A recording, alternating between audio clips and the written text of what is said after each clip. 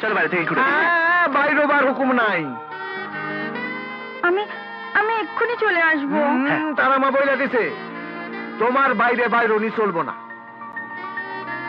তবে হ্যাঁ, এটা তো কয় নাই বাইরে থেকে লোক ভিতরে আইতে পারবো না। হ্যাঁ, thank you. Mention not. Thank you. জয় তারা। এ কি, উনি কোথায় গেলেন? উপরে। ও আচ্ছা। এই কই যাইতাছস?